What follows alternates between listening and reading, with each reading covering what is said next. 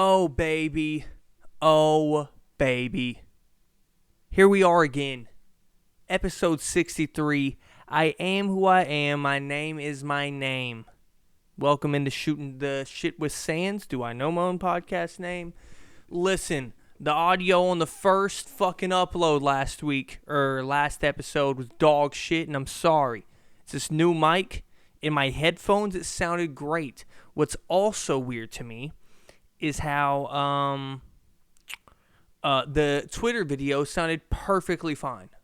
Did y'all notice that too? The Twitter video sounded perfectly loud, perfectly fine. It is what it is. I'm not tripping over it. But here we are again, man. How we doing? How are we doing? I'm coming to you, quote-unquote, a day late. With these little in-between weeks before I drop on Wednesday, I know I'm dropping Wednesday, I actually don't care when I drop. Just keep it 4 days apart, 3 days apart, whatever it is. Right? So the reason I did not drop yesterday is because I would have recorded on Thursday. Today is Saturday. Well, when you're listening to it, it's Saturday. It's Friday right now. Me and Nia went on a nice little date day. Okay? Now, let me tell you what this included. I got hair on my face and shit. This was just a fantastic day. It included going to the mall, right? And when you go to the mall, you usually just go there to look at shit, window shop as a poor person like I am, and then you go home. Okay? But in this mall of Louisiana, they had this thing called Blue Zoo. Now, when I tell you an aquarium/zoo is in the mall, you're thinking that's going to be some ghetto-ass rundown shit. Right? Oh, no. Oh, fucking no, it wasn't. It was actually amazing. So, when you go in there, we got to feed stingrays. We saw these vegetarian piranhas. We saw a fucking, 150-year-old turtle that lets you hold its baby. You got to feed a bearded dragon. It was insane. But we go to feed the stingrays, right? I'm a little nervous. They don't educate you on if the stingrays have teeth or not. They just go feed a stingray, and in your head, everybody goes, Steve Irwin. Steve Irwin died from a fucking stingray. Now, I don't think it's like a bee. I don't think you can take the stingers off a stingray. You got to sign a waiver before you go into this fucking thing. I wondered why. Okay? Now, am I going to ruin this story by telling you I didn't get stung by a stingray? I would not be sitting here having a podcast. Did Nia get stung by a stingray? No. But when we go to feed these stingrays, right, they give you a piece of shrimp. And you got to hold it like this. If you're listening on Spotify, take your little I come in peace, when you make the alien hands, you got two peace signs. You got your pinky and your ring finger together, index finger, middle finger together, right? You put the piece of shrimp in there, hold it tight, right in between there, like a scissor. Hold it tight, right? Holding it tight. You go to the water, you just put your hand in the water. Now, of course, me being the man, I have to show the courage. I have to put my hand in the water first, right? So I put my hand in the water first. This little baby stingray comes over, and I'm pretty sure that thing had fucking teeth. I go, what the fuck? And I just threw the shrimp at the stingray. Okay? She goes, do they have teeth? I said, I'm pretty sure, but go ahead and do it, Nia. You're just like, no, it's fine, baby. I just freaked out because, I just freaked out. So, Nia, there's no stingrays by the fence or by the little wall where you hold your hand down. And Nia puts her hand in there. And when I tell you that this stingray was probably... this shit was 4 foot wide, and I'm not over-exaggerating. This stingray was gray, and it was fucking humongous. It was humongous, right? And Nia takes her hand out of the water when she sees it. She's like, that motherfucker's not eating my hand off. Okay? Do you know what this fucking thing started doing? Swear to God. I don't know if it's called a fin, but you know how they're really big and they have their ends where they swim? He saw her have the shrimp and started slapping the water at her. He started slapping water at Nia. Like, bitch, feed me. feed me. Just started this huge stingray just and Nia's like, fuck it, okay. The fucking stingray had her in submission. Oh my God, my light fell down. Anyways, the stingray had her in submission. Just completely mentally dominated my girlfriend. She puts her hand in there, freaks out, throws the shrimp in the tank. Just like me. We're both pussies. But it was a hell of a good day. Go and eat some mall food court food, which I hate to say this. Those little Asian places up there, top tier. Y'all cannot convince me that chicken teriyaki that they serve in those fucking places at the mall aren't better than any chicken teriyaki you've ever had. You can't.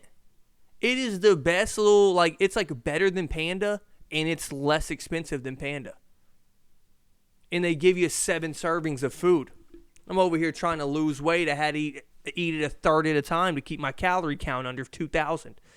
Which I'm really trying to do 1,500, but I'll do 2,000, you know.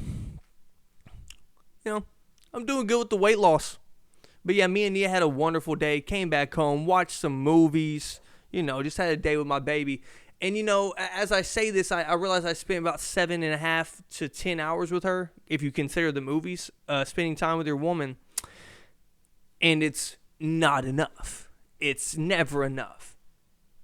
Like, she's saying I'm selling out over here. It's like you give me all one day, but during the week, I don't get any. I'm not talking about sex. I'm just talking about spending time with my lady. I'll hop on Xbox or I'm doing research for the podcast.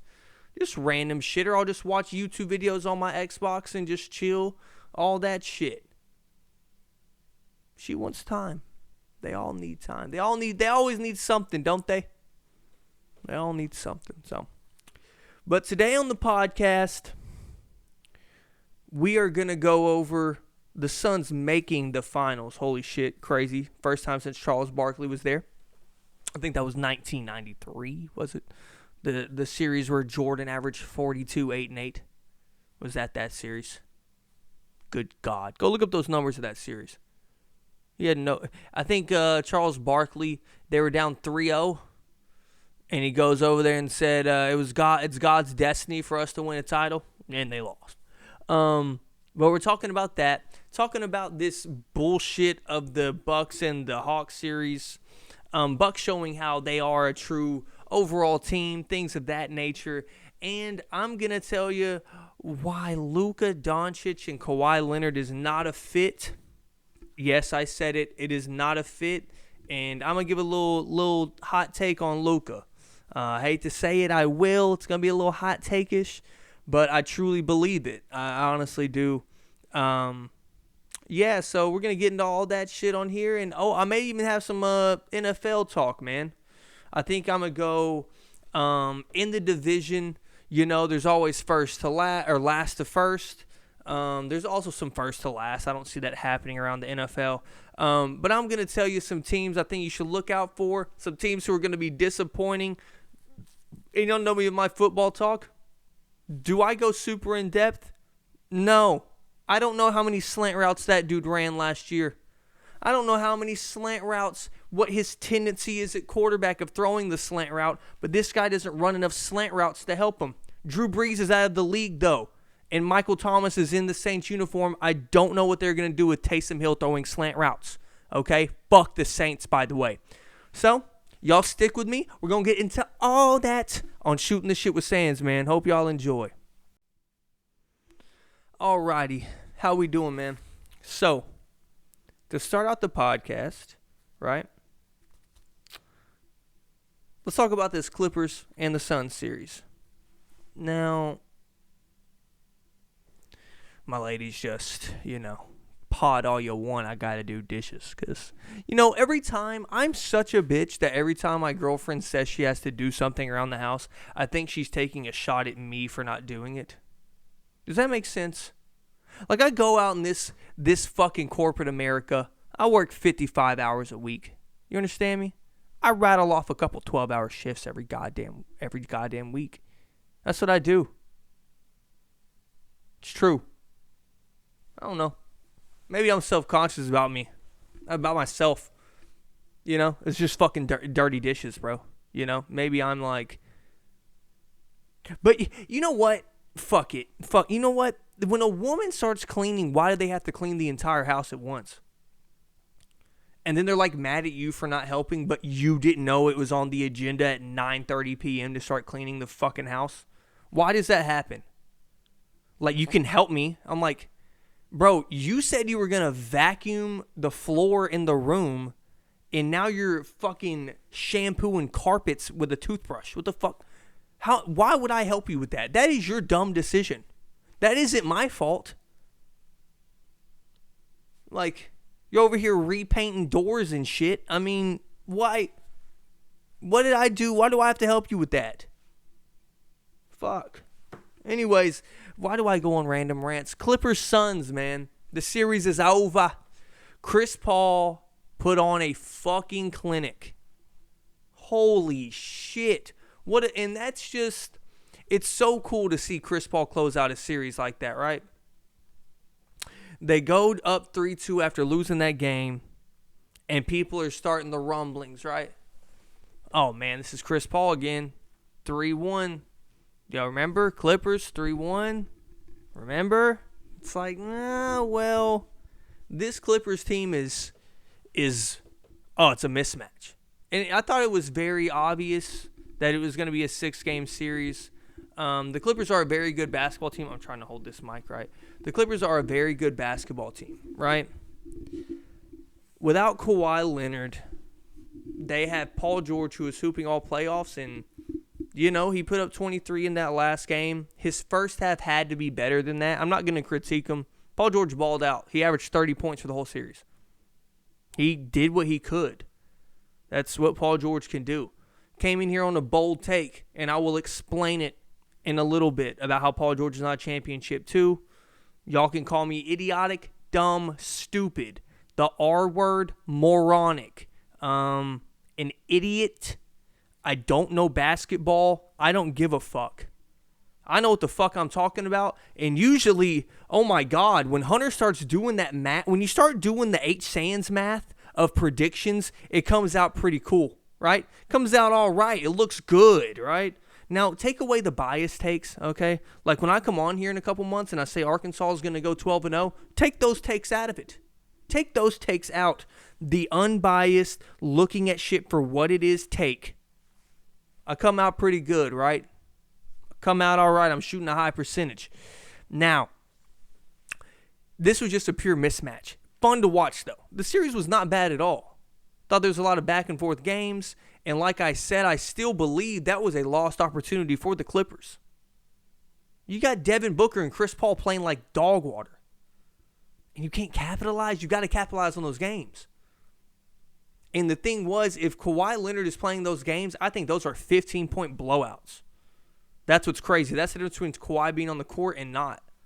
You know what I mean? But that also doesn't give Reggie Jackson that shine where he gets to make money. That's where it's really cool to see pro sports turn out like this, right? Yeah, your star's hurt. But that dude's always going to be respected. Kawhi Leonard, you can call him injury prone. That's the biggest thing you got on Kawhi Leonard. What else are you going to talk about? His leadership skills. He led a Raptors team first year to a title. I mean, seems like good leadership. You know? Is he a vocal leader? I don't give a fuck. He can hope his ass off. He's very injury conscious as well, more than injury prone, I would say. I think he could play 70 games in a year. But he knows that knee is fucked up, and look what happened to his knee. You know? He knows that knee's it's not getting right. It's not right the way that he wants it to be right. And I know that's no fault of his, you know? But it's cool how sports turn out that way, because the dude that's always respected, he's out, he's hurt. Let's see these dudes get a bag. Reggie Jackson got a bag. Campaign got a bag. Campaign was on the Champagne campaign. That's what we're going to call him. We're calling him Champagne Campaign. That's what I'm calling Campaign from now on. Because you know what I kept saying in that Lakers series? I was going, Cameron Payne cannot keep playing like this. He does not have it in him. And as I was saying that, All I could hear was the swish of the net in the background on the TV. Campaign again! Cameron Payne's having a career night. Who would have thought Cameron Payne would have, 8 career nights in the playoffs? He's dropping 20 plus in multiple games. He was never a liability.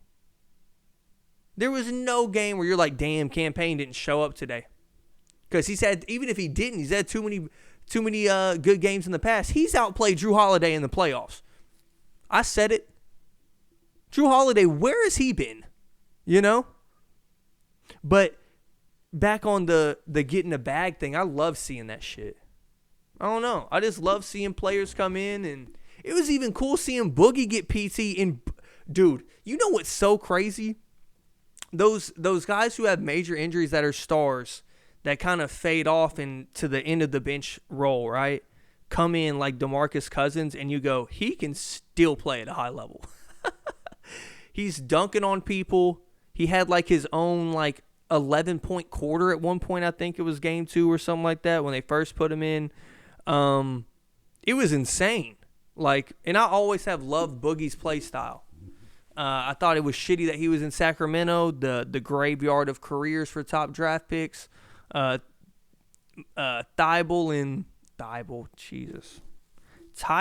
Halliburton. I don't know why Matisse, Tyrese, it kind of fucked me, right? Halliburton and De'Aaron Fox are trying to make that different. So is Buddy Hield, and that team is a very good basketball team. That's why I've said all year that they should be in the playoffs. Don't know how they don't make the playoffs over the fucking Grizzlies. Just saying. But yeah, I think the Suns in the finals, amazing for CP. He was in tears and shit after the game. It just shows how when you actually do draft well and show the value in your picks, Mikal Bridges, right? Off-season acquisitions. James Jones is the executive of the year. I don't think it's close, right? And I think he did win it too. Former Heat player, former Heat legend, LeBron's best teammate in the 2015 finals. Insane to say that out loud. But he brought together a coach. The European coach wasn't working out. You remember that guy? I think he coached the Israeli team or something like that. It wasn't working out. Nobody respected his game plan. It happened the same thing with David Blatt. People don't really respect those guys because it's like stars are stars in the NBA. In Europe, they play pass that motherfucker around. Everybody scores 15 a game. You get what I'm saying? So they do like a lot of Princeton offense, 4 out, 1 in, pass cut, all that bullshit. But in this case, he gets Monty Williams, who was the man of all men. Like I've said before, go look up that fucking speech he did when his wife died. It will make you shed tears. Not joking. One of the strongest men ever. Then you bring in a guy like Jay Crowder, back-to-back finals. He's shown what he can do in the playoffs. He's a big-time performer, and when he's hot, he is a blowtorch. And he isn't a guy that when he's hot, he has to touch it every possession. He cannot shoot for a quarter, come back the next quarter, and light it up. It's insane. Have a star player like Devin Booker. Bring in, obviously, Chris Paul, the main attraction of it all. Believing in a guy like Cameron Payne, knowing that you put him on the roster for a reason. Let him ball out, right? And to me, this has been the best team in basketball. I said that for a while. Like, y'all need to watch out for the Suns. They could go to the finals. Did I pick the Lakers against them? Yes, I did. Anthony Davis was healthy. They won 2 games in a row. Dropped 34 and 14 both games, I believe, or 34 and 11 or something like that. And I think they would have lost that series with Chris Paul being hurt. LeBron was hurt, but Anthony Davis was making up for it. If LeBron's your second best player, even when he has a fucked up ankle, he didn't do bad in that series. It wasn't his best series ever, but it's the worst series he's had in a long time, I'll tell you that. But yeah, man, I'm really happy for the Suns. And I'm going to speak on talking about the Clippers. I'm going to extend that conversation with Paul George. But before we do that, I wanted to tell you I'm not going to come back. I'm not going to speak on the Hawks and the Bucks before this game is over. So later, I'm going to, after the game ends, if we have a finals preview, that's dope. I'll drop my finals preview on Wednesday. just in time for y'all to hear everything, right? So we'll have a finals preview hopefully by the end of the night. I think the Bucks pull it out. I think you see their strengths of we are a team. This is Coach Bud. Go look at where he came from. You know, he's from San Antonio, the likes of those guys, right? The way the Atlanta Hawks played when they had 66 wins when he was the coach. Shit, the way the Bucks have played throughout the time. They just have Giannis. And without Giannis, you saw it. What, they had 4 starters with plus 20 points? 20-plus points, I think, right? Bobby Portis out there hooping Arkansas, Woo Pig. But to continue this conversation on the Clippers, we're going to get into Luka as well in this conversation. So what is the look for the Clippers? Now, once again, I said it and I'll say it again with my fucking chest out. Paul George is not a championship number 2. This is the definition of a championship number 2. Okay. Now, this is kind of weird. It's a hard definition, and I haven't even written it down. I'm literally freestyling. There's probably gonna be a lot of holes in this. Do you think Anthony Davis is a championship too? Of course. To me, he is an anomaly. He is an anomaly. And to put this in perspective, I think Paul George is more of Jamal Murray than he is an Anthony Davis type player. Sorry, I do. I think he is on the other end of the spectrum of superstar rather than in that top tier category. That's not taking away from his skills. I'm just talking about ability to win. And I'm telling you, I am going to go to my grave knowing that Paul George never won a title unless he is the third option on a team. And I know that to be a fact. That is a fact. You can give me the what ifs about this year. You're damn right. But we know what happened this year in the playoffs, man. We're watching a fucking series without Trae Young and Giannis Antetokounmpo. What are we talking about? Like, that is a conference final. And I got to sit here and watch Brook Lopez put up 33, bro. Got to watch Bogdanovich and Gallinari heave threes from Treyland. I don't think so, bro. It's not for me. But a championship, too. This is very difficult because there are a lot in the league. Devin Booker is a championship, too. And to me, there is a difference. I don't know how to explain this. Like, to me, if Jimmy and Kawhi pair up, Jimmy is not a 2. He is the second best player on that team, but he is the alpha. Does that make sense? I have different viewpoints than most people on this. Just because you are not the best player does not mean you are not the one. Jimmy is the 1 on the Heat if Kawhi comes. Kawhi would be the 2 because he ain't the alpha. He does not control the locker room. That's how it is with LeBron and AD, but LeBron's better, controls the locker room, shit like that. Giannis is a 1, and Chris Middleton is the perfect 2, right? Rely on him in the fourth quarter. I had a point I was going with that. I had a group of people that I was thinking of. Like, I'm trying to gather up these championship 2s. CJ McCollum obviously is in a championship 2. I just don't think there's a lot now because Kyrie Irving is obviously a championship 2, but never will be a number 1. I think James Harden is a championship 2, will never be a number 1. Right? Just one of those things. And the thing is now in the NBA, the reason why Paul George is not, this is my best point I'm going to make on this, and I'm not going to try to gather these people's names. The reason Paul George is not a championship number 2 is because these teams have become so loaded. Paul George isn't up to caliber with the top guys who are number 2s on those teams. Does that make sense? Like, you can look at that Clippers team and you go, damn, Kawhi and Paul George, that's crazy, right? Then you go to the Lakers. You go, holy shit. Anthony Davis and LeBron, both better than Paul George. Giannis and Chris Middleton, what I've seen from Chris Middleton is insane. I don't think he's better than Paul George. To me, him and Chris Middleton are on the same level of player. Paul George and Chris Middleton are the same level of player. That's just, to me, that is a fact. And to you, you may think I'm dumb. right? You may think I'm stupid, but the Bucks 1 is better than theirs, and their 3 is better than the Clippers as well. So it's like it's all about the team you join. But like I said, in this NBA, Paul George will never be a championship 2 unless he's a 3. Or he won't be a champion unless he is a 3 on a team. That's just my position. Call me dumb, call me a hater. I love Paul George, bro. I make all those jokes. I've loved Paul George forever. I love watching him play. But I'm going to be frank about what he is in the playoffs. And this year, did he get that playoff stench off of him? Maybe a little bit for a little time being. A little time being. You know what I mean? But at the end of the season, the Clippers have a big decision, right? Kawhi's going to opt out. All right? No matter what happens. But it's on if he leaves. And people have this. The report came out that the Miami Heat and Dallas Mavericks are going to go after Kawhi hard, right? Obviously, I've been preaching Kawhi into existence for my Heat team for a while now. Okay? He fits the culture. Duh.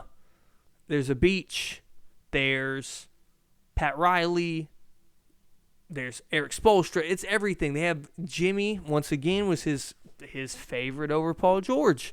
There's a lot of things that go into it. But this is why Luka can never... You know what? I'm going to tease this. I'm going to come right back like I'm a fucking radio host because I'm about to go get an energy drink. I'm going to come right back in 2 seconds. I'm acting as if I have a commercial break. And then we're going to talk about why Luka can't be with another superstar. And that's going to be in part 2 of the podcast. Wait till the ad break. You better listen to it. It gets me money, bitch. And we are back from commercial break. You like that tease? Oh, I didn't mention. I'm about to show you something on camera. Look at this. My beautiful girlfriend is gone. She got me a Himalayan salt lamp, bro. A Himalayan salt lamp. Now, I've been wanting... you find them at your local hippie stores. They're fucking amazing. They put you in a good mood, apparently, I don't believe in this bullshit they say. But look at the color of it. Hopefully, it'll show on my camera. Look at this shit. It's like a deep red. Oh, it doesn't show it that well. But it's like a deep red. And then when I get into the new apartment, I'm going to use it in the studio, to catch a vibe. Anyways, I'm telling you, this is the most random podcast you'll listen to in your lifetime. Yo, look at my salt lamp, dude. Oh, I'm going to tease this segment because I'm going to get an energy drink. And somewhere in their car, someone's going, the Luka thing, please, the Luka thing. Okay, Jesus fucking Christ, I hear you. Fuck. This is why he'll never play with a superstar. Listen, I don't believe, and I don't mean a superstar. There's, I just talked about Paul George. He could play with the Paul George. He could. He could play with the Paul George. He cannot play with the Kawhi Leonard. Now, do I have a real breakdown of this? Not really. I was just driving. When you drive in your car, you think about shit. I was just sitting there going, Luka is a player that we have never seen before. What is his closest comparison? I would say James Harden. Kills you from the perimeter, gets in the paint sometimes, but draws fouls more than gets paint points, right? But the difference between him and Harden is what? He does not fucking fold in the playoffs. Now, you could have said free throw shooting, I would agree, but he is not better or not the same, not worse. He is better, much better than the regular season. He's up, 10 points a game in the playoffs? And dishing out triple-doubles every game. And it's something that we've never seen.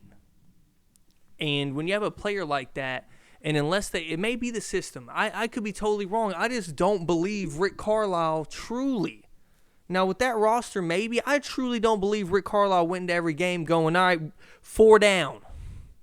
4 down. Luka, go. ISO. I don't think he did that. Was that their best offense? Yeah, totally right. What I think happened was they would run a play. Luka would say, run the play, but I'm getting it back and going with 10 on the shot clock. Right? Maybe that changes with Jason Kidd. Do I believe it will? I don't think so. I don't think anybody can change players like that. I don't think anybody can change the over dribbler, the dude like Luka and Harden, where if they make it, it's a great shot. If they miss it, it's what the fuck are you doing? Those guys. And I think Luka has this overbearing presence on the court. I think as a dude, he seems pretty fucking cool. Do I know him personally? No. He looks like a lovable guy. Right? On the court, just like Russell Westbrook, everybody in the NBA loves Russ. But on the court, he has this overbearing kind of energy over you, right? That's why we've never seen Russ really work with anybody but himself. Do you get what I'm saying? We've never seen Russ work with a Harden, with a KD. They went to the finals when they were babies. You're totally right. But KD left for a reason. You know, and I thought it was a pussy move and he didn't call him. But to me, that shows Russ was the reason. You know? And you see the frustration with Kristaps. And don't get it twisted. I shit on Kristaps all through this shit. But I want to ask you something. Do you think Kristaps was put in position to succeed? Do you? Because I fucking don't. Now, whether that's the coach, whether that's the star player, whether it's them not liking each other, I don't know. But I don't think Porzingis was put in the position to succeed at any point. At any point in Dallas so far. I don't. And I get into these debates of, well, what are Porzingis' spots? You know what? What I saw at the Knicks was him being a baby, where he was developing his spots, what he's doing. And now with the Mavericks, he can't even pick and choose his spots. There's that one game, was it game 6? Was it game 6? Where they're guarding him with Nicholas Batum? Was that the game 4 change that Ty Lue made? Either way, it was early. It was when he made the big adjustment, right? He puts Nicholas Batum on Kristaps. Kristaps gets 6 straight points in the paint. What did they do after that? Didn't touch it. He didn't touch the ball. And people who are trying to be on this Luka side of things are going to be like, he's got to get down there and ask for it. He's got to demand it. Yeah, demand Luka Doncic for the ball while he's putting up 40. Demand it. Please. I think there has to be a willingness there of a star player to get it. The most success James Harden's ever had was Chris Paul is a superstar. He is a lower stat-wise, I'm not talking about his skill level, lower tier stat-wise, he runs this bitch. He runs the offense. Now, was James Harden sitting over there all like pouty and shit? Sure. But you know what happened? They won a lot of fucking games with him. And they should have beat the Warriors. Don't care if anybody says they beat the Warriors if he doesn't pull his hammy. That's why it's so cool seeing Chris Paul in the finals. But yeah, it's just very interesting when I think of people that he could play with. I would have Luka with a superstar that plays like Klay Thompson. A dude who is not ball-centric. Everybody wants him to have Kawhi. Kawhi is a ball-centric, a low assist per game guy that plays defense. He's not a guy I think would fit with Luka. And maybe you think he needs that. I think he needs another guard, not a forward. Another guard who can run the offense and help him out. Running the offense. So Luka can get some decent looks for once. That's how amazing Luka is. We're over here talking about how great his step back is while he's getting double teamed, but we don't realize maybe if he had another player on his team, he could get an open fucking shot. Maybe. See how many times Devin Booker comes off a screen that Chris Paul sets up beautifully, all this shit, reads it right. He gets a wide open curl at the fucking mid-range, right at the free throw line. Luka could get a lot of those if he had a guard. So I Dame Lillard would be a nice option. Dame Lillard is an assist guy. But the thing is, do you want both of your guys being three-point oriented? Because Dame Lillard, I'm telling you, I watched Dame and Steph a ridiculous amount when LeBron got hurt and AD got hurt. When those two got hurt, you think I'm watching the fucking Lakers? Nobody should be watching the Lakers when those two are out, right? I'm sitting there watching Dame and Steph, and I watch Dame a lot. Steph Curry is 1,000 times better finisher than Dame Lillard. People look at Steph like he can't finish that well. Like, that's kind of, I don't know if that's a casual fan perspective or they see a weakness, which is not a weakness, but a thing that he doesn't do like he does shooting, and they say he doesn't do it well. But Dame really is not that great of a finisher. So when he's not getting his foul calls, Dame's field goal percentage goes down a little bit if his three ain't hitting. You know what I mean? But Dame is Dame. I'm not taking away from his game. I mean, I'm a rapper now. Y'all know how much I love Damian Lillard. Okay? Y'all know this. One of my favorite players. He's like a top 4 player in the league for me. Jimmy, Braun, Luka, and him are probably my favorite players to watch. Honestly. They're like my favorite players to watch in the league right now, and Steph. Unbelievable to watch play basketball, right? But yeah, I think that there is no perfect match, though. That's why I can't sit here and criticize them if they go get Kawhi. I'm not going to say it's not going to work. But I think there would be a lot of reports coming out. There's some tension. Kawhi wants the ball. We know Kawhi's uncle's a fucking loudmouth, and he doesn't shut the fuck up. That's why every summer we hear shit about Kawhi. It's not his agent. It's that fucking uncle he trusts with every decision in his life. It's insane. You know? But, you know, I think that there is no perfect fit for Luka other than a guy like Chris Paul. And that's why, like I've said 100 times about Kyle Lowry, do not go get him. Don't get him, please. He would help a lot, but don't go get him. But if you can't get one of those top players, Kyle Lowry would be a great option. Like, imagine a backcourt, right? Is that the backcourt? I think the guards are the backcourt, right? The backcourt of, is it? Front? Yeah, the front line. The front court is the forwards in the center, right? The backcourt is the... Anyways, either way, the guard position of Kyle Lowry, Jalen Brunson, and Luka Doncic. I think if Jalen Brunson takes a full-time bench role, doesn't come on and off the bench, I think he could be a Six-Man of the Year candidate. Truly believe that. So it'd be interesting to see that. Obviously, they need, like I said, a whole roster reconstruction. So this thing is not going to go well in Dallas. They're going to make the playoffs. I don't think they're a championship contender. But they will also not see the fucking Clippers 2 years in a row. Okay? Or 3 years in a row. Hopefully. Or it's just bad luck. All right? It's just bad luck. But there you go, man. That's my fucking take on Luka Doncic, who I think is arguably the best player in the world right now. So... y'all know how I feel about Luka.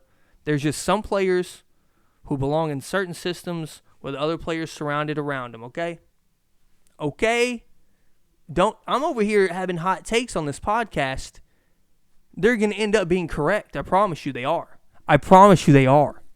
And this audio is going to be turned the fuck up, bitch. All right, man. I'm going to wait till the Bucks game is over, right? And I'm going to talk about NFL shit. Now I'm going to talk about the Bucks and the Hawks, see if we got a finals preview right now. All right? Thank you guys for listening to Shooting the Shit with Sands. I'll be right back. Okay, part 3 of the podcast. Now, I'm an idiot. I thought the game would, we're so used to having a game every night, right? But last night was the Bucks game. So, I'm an idiot. There's not going to be a Bucks game. So, I'm really going to low-key not really talk about that series. I mean... it is what it is, right? I think the Bucks come out of it. I think it's obvious they're the better team. Trae Young does not look good in those warm-ups. Favoring that leg, in my opinion. He's favored in the leg. Doesn't look good. It is what it is. Okay? So I think Drew Holiday and Chris Middleton, especially Chris Middleton, he has 3 games in the playoffs, I believe, with over 35 points. Absolutely insane. He's going off. He's doing his thing, and like I've always said, he's a baby homeless KD. Okay, he's a crack baby KD.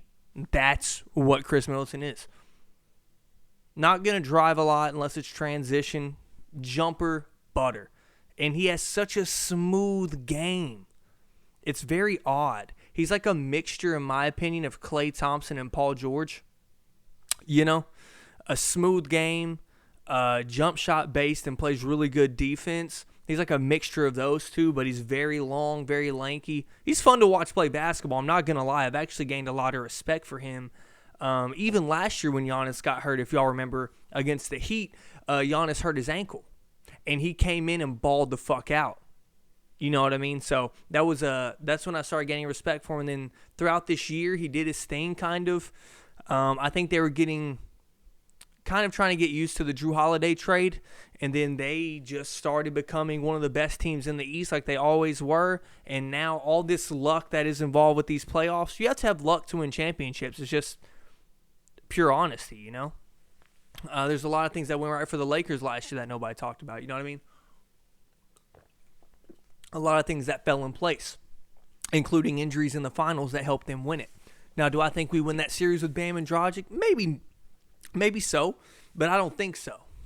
You know, if I'm being dead honest and looking in retrospect, I don't believe so. Oh, buddy, don't fall over. Like, in retrospect, I don't think we do, but I think it would have been a better series. The way Dragic was playing last year in the playoffs, he was absolutely incredible.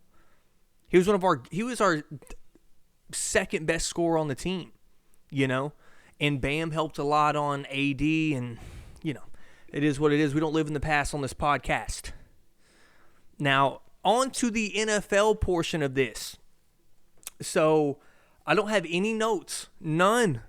I have some teams that are revolving in my head, and certain things that if certain players play well, they can excel.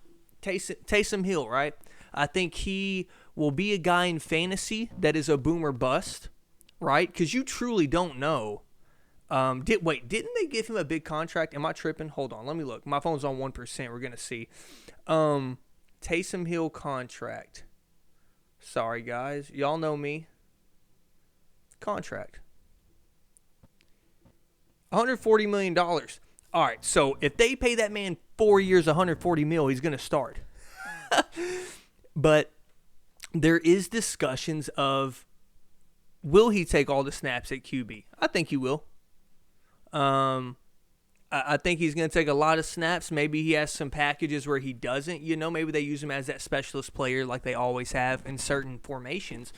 But I think in fantasy-wise, he's going to be probably a good pickup. I wouldn't risk it with him, one, because I hate the Saints. I hate the Saints more than I hate the Cowboys. Like, I used to have a no drafting a Cowboy policy. Now I do no drafting a Saints policy. I'm not drafting a Saint. Fuck them. They're bums. And they're one of my teams I see taking a big step backwards this year. Right? I think that as much as Drew Brees lacked in arm power, he still had accuracy. Correct? Don't think Taysom Hill has even anywhere close, obviously, to the most accurate quarterback of all time.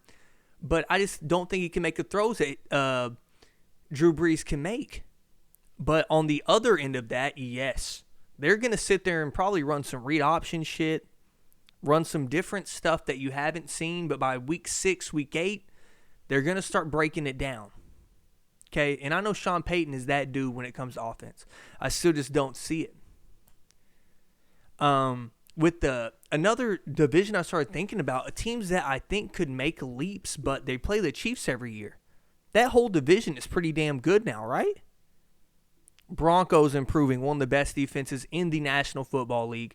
We got the Raiders. They're improving, but they are the Raiders. You know? They are the Raiders. They are what they are. Okay? They got a nice little receiving core, though, with Darren Waller, too. But they are who they are. Their defense, I don't know if it gets any better. I don't know if their defense gets that much better, you know? But, and then the Chargers, obviously. Justin Herbert. New offensive coordinator, I believe. I was reading an article with Warren Sharp, and he said that basically they're going to have the Rams run game and the Saints pass game, something like that. Some of that along those lines with the Rams run game. I forgot the exact words, probably why I need notes. But I think Justin Herbert is that dude, and I don't believe in sophomore slumps. I believe that, and I don't believe in coincidences, but I think those are coincidental. Like, they're coincidental, sorry. That's what I think they are. I think there is no legitimacy to a sophomore slump.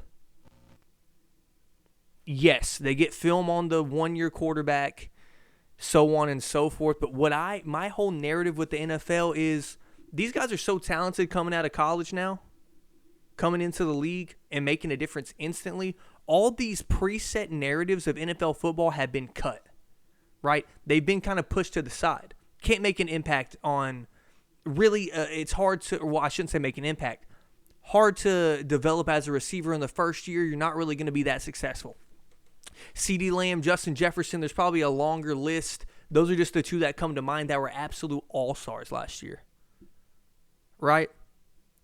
Now, if you're a guy who, to me, is a specialist receiver, Jalen Reagor, it's going to be hard for him to be balling out anyways. Because, I mean, I'm dissing Philly fans all over the place. He's like, he wants to be Deshaun Jackson, but he's really Marquise Goodwin, who ironically sat out because of COVID last year. You know, that's what they're going to get from him. I'm sorry. Now, he may develop into a motherfucker that his ceiling to me is fucking John Brown. Okay? I'll say it. His ceiling's John Brown. He's not no Deshaun Jackson, bro. Deshaun Jackson's one of my favorite NFL players ever, by the way. Love deep threat wide receivers. What other teams was I going to talk about? Obviously the Bucs. I could go on and on about the Buccaneers. We're returning everybody. There's really nothing to talk about there. You know, what is there to talk about? Returning all starters from Super Bowl. Going to be a great year for us. Not going to have a hard time unless injuries hit us. And they will, because we've had injuries at wide receiver every fucking year. Okay? Another jump, but it's in a tough division, is the Arizona Cardinals. I think that offense comes out and Kyler Murray takes a leap, and he hasn't been bad. I just think he's going to go to another worldly level, right? So that division has three of the best quarterbacks in the NFL, in my opinion. Kyler, Matt Stafford, and Russell Wilson. Okay? Now, on the side, I just had it in my head, the other team, San Francisco. Jimmy, yeah. I don't like the reports I'm getting out there. I don't like the reports I'm getting from fucking from the San Francisco 49ers. I just don't. It's like, I don't know who's going to be alive tomorrow. Goddamn, coach. Goddamn, you got Trey Lance on the bench, who I think is going to develop into a pretty damn good dude, or damn good quarterback. He seems like a fantastic human from everything I've read on him pre-draft. But there's just a lot of teams in that NFC West that are so interesting to me, right? And a team that I wanted to talk about, who I think makes a leap from last year, even though they had an unexpectedly pretty damn good year. Yes, their roster on paper is fantastic, but this year it's better. Their defense is so much better this year. Cleveland.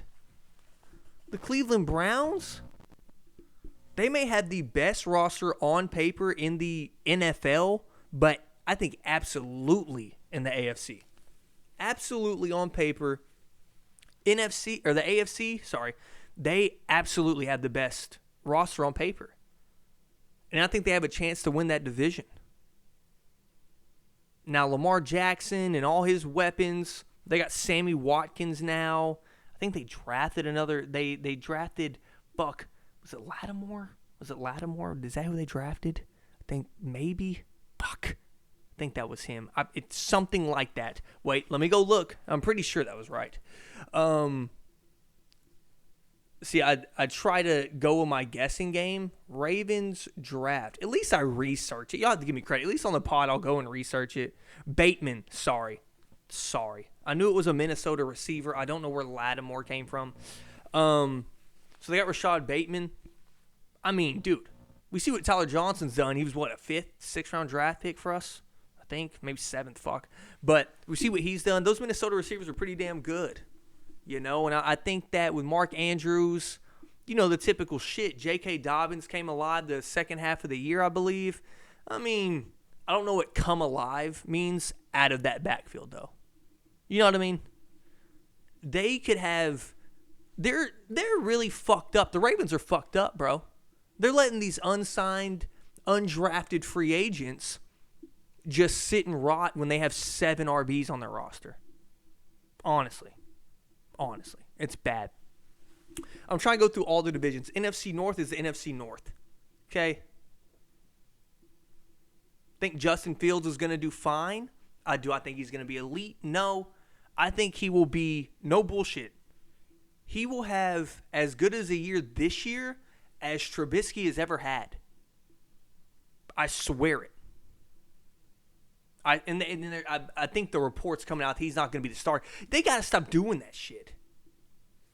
Trevor Lawrence isn't ready to be a starter. Yeah, he is. He's not ready to be an elite starting quarterback yet. He's definitely a starter in the fucking NFL, bro. That is so stupid when coaches say that. It pisses me off. I don't understand why they're doing that. Jacksonville Buckeyes over there. Getting everybody. Carlos Hyde. Ugh. Me and him have some history on fucking fantasy, don't we? Do I need to go there again? And the situation with Green Bay and Aaron Rodgers, that's an interesting thing to look at. You know, he didn't show up to mandatory OTAs. I think that's pretty telling of what he thinks of the situation. Now, have I worked with people that I hate? Yes. That I dislike, that I don't respect, that I think they're bad at their job? I think we all have.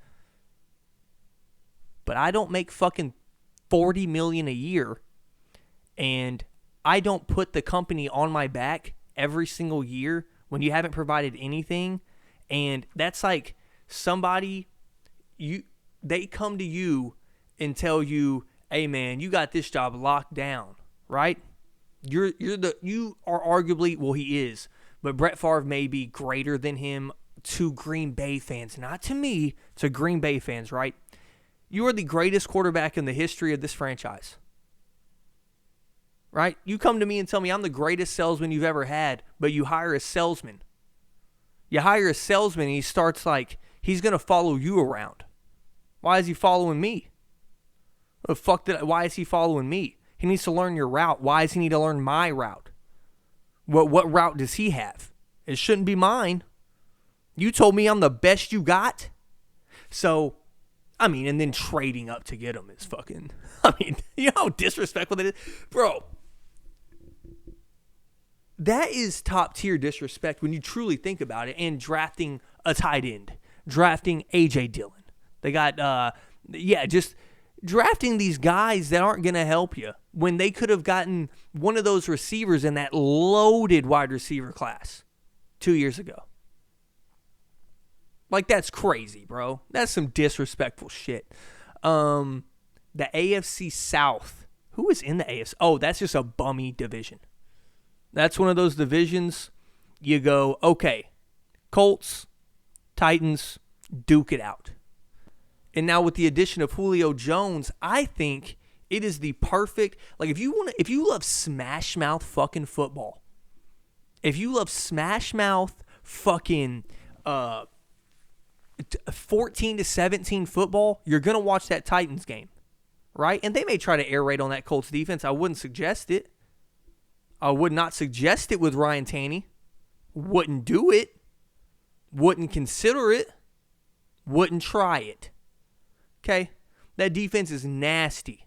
And the run game and the O-line, I mean, you're talking top 5 at worst O-lines in the league? Going head-to-head? Not literally. That would be an awesome matchup, by the way.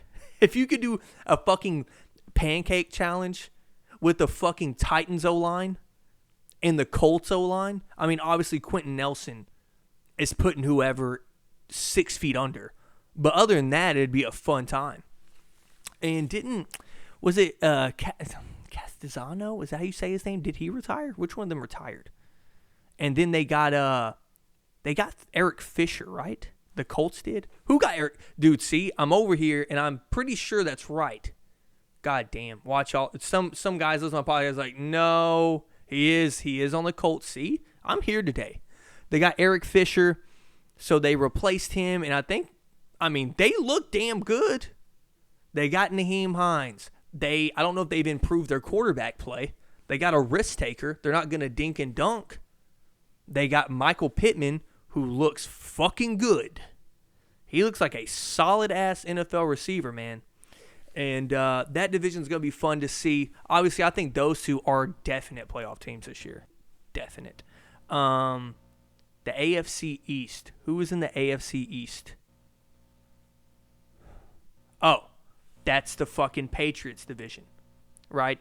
Bills, Pats, Dolphins, Jets. Ugh. Zach Wilson, good luck. I think the Dolphins may have a chance to win that division if Tua plays up to par. I hate to say it.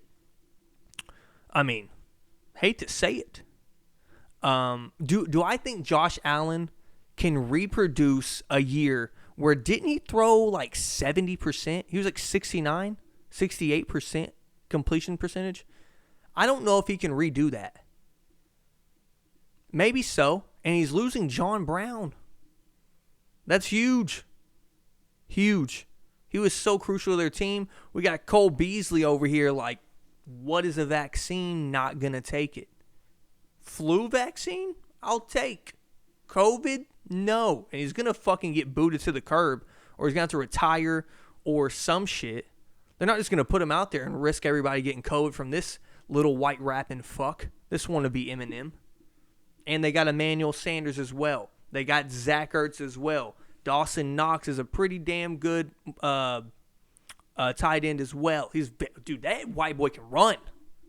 That white boy can fucking run. Great backfield. Zach Moss, Devin Singletary. You know, I don't know. This year in the NFL is like it always is. It's going to be interesting. Did I talk about the NFC South? NFC South. See, I always have to think about these teams. The NFC South. Who's in the NFC South, guys? Somebody's screaming at me. I'm just going to look it up, man. It's like, I always forget this shit. Hold on. I remember for a little bit, then I have an idea, and then it's over. Oh, it's...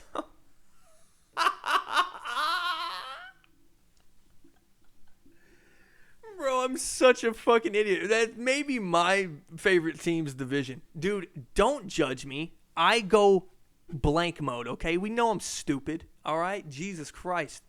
I think the Panthers are going to be a fucking problem. They're the only team I'm worried about. And I'll say it here. If y'all don't take, whoever listening and is in my fantasy, if y'all don't take Russell Gage, who I call Justin Gage the entire year, if y'all don't take Russell Gage in the first 6 rounds, he's mine by the 4th or 5th. Because Calvin Ridley's about to go for fucking 289 catches and 2,600 yards.